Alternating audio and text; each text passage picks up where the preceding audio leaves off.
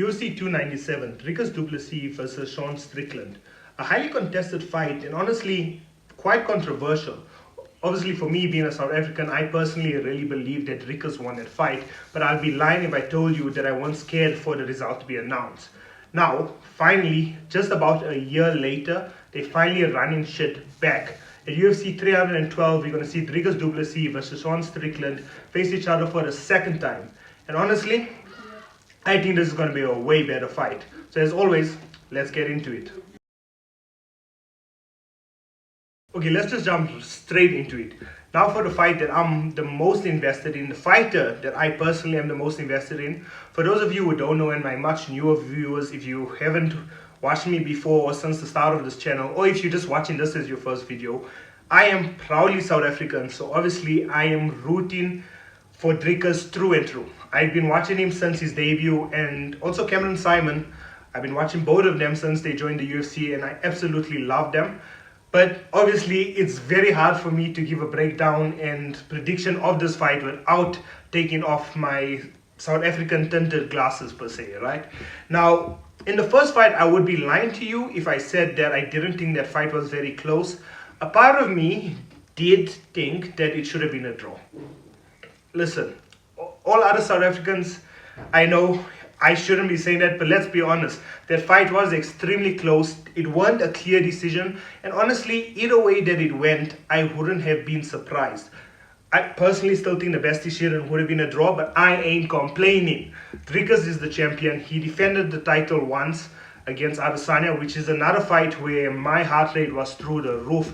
Watching Dricus as his fan is so stressful. I can imagine for someone who's a neutral and doesn't really care that much or is not heavily invested, it's probably really fun because you just don't know what you're going to get.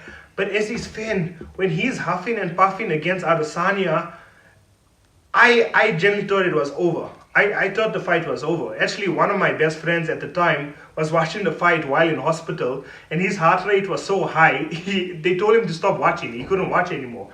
And out of nowhere, like 2 minutes later, Dricus all of a sudden is submitting Adesanya.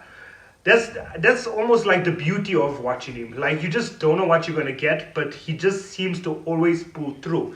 Now, obviously, a lot of people didn't want this fight to happen. They wanted Dricus versus Khamzat, and personally, I would have preferred that fight also as a fan, but as someone who wants what's right, Strickland deserved it. There was actually no reason really, in my opinion, for Strickland to have versed Paulo Costa. I think it should have been an immediate rematch, but obviously Adesanya is coming back. You can't not give it to him considering he was the king of this division for so many years.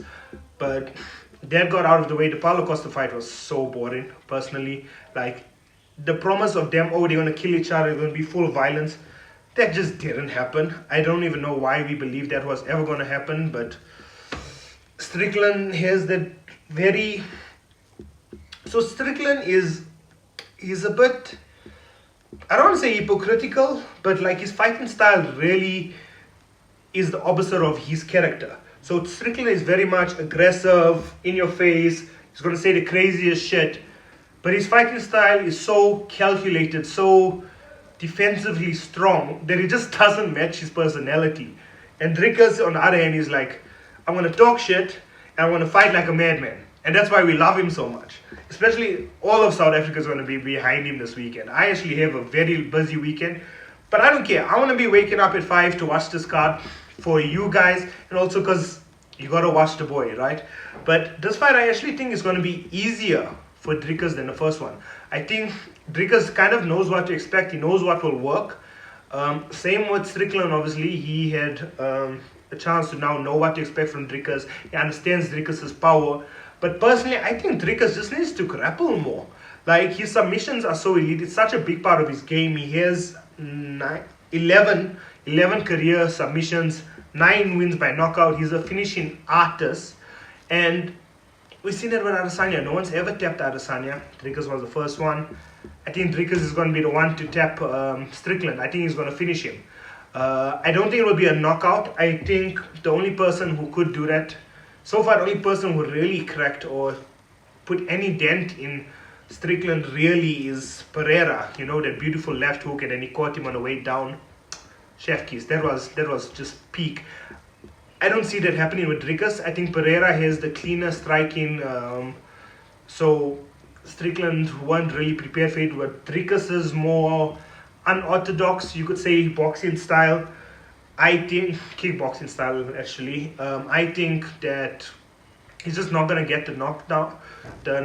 But I do think that I see this fight going to the ground. I do think they'll stand and bang early, but around the third round, I see Dricus taking him down a few times, and I just see him getting the submission. Now, obviously, Strickland does have good takedown defense. We have seen this before, but it's such a big part of Dricus's game, and Dricus looks so good and strong. Now during the recent videos he's been putting out, and that his Germans been putting out of him, and I just think he's going to look even better. And hopefully, after he gets done with Strickland and gets this whole new mustache version of Strickland out of the title picture, we'll finally get Dricus versus Khamzat. And now that's a fight I can't wait to talk about. That I'm actually going to do that with my friend Mr. V. We're going to make another podcast video on that. And personally, I think that will have the potential to be fight of the year. Like, don't get me wrong, Umar versus Dvalishvili were currently obviously fight of the year. Is the best fight we've seen. It might have even been fight of last year if it happened last year. It was that good. But I just can't wait to see this happen. So there's my predictions. Let me just touch on the co-main event quickly, because obviously a champion is defending a title, and in case you all didn't notice, that's my favorite women's fighter currently. My overall favorite is Amanda Nunes, but yeah, I'm basic, so what. But Zhang Weili, I absolutely love her. I think she is brilliant. I think she's the most complete women's fighter on the roster at the moment. Personally, she's my pound for pound number one. I know she's ranked number 2, but I think this is going to be another easy fight. Don't get me wrong, Tatiana Suarez is amazing. She's obviously undefeated, 11-0. Most of her wins are by submission. Great grappling, great submissions. But I just think Zhang Weili is just going to be better. I actually think Zhang Weili finishes her. I know that might be controversial. Most people, I think, would have it going to decision. But yeah, as I said, I'm saying both champions retain. I think it's going to be amazing. I'm not going to talk about the rest of the card, because is anyone even watching the rest of the card? Let's be honest. But anyways, as always, I'll catch you in the next one.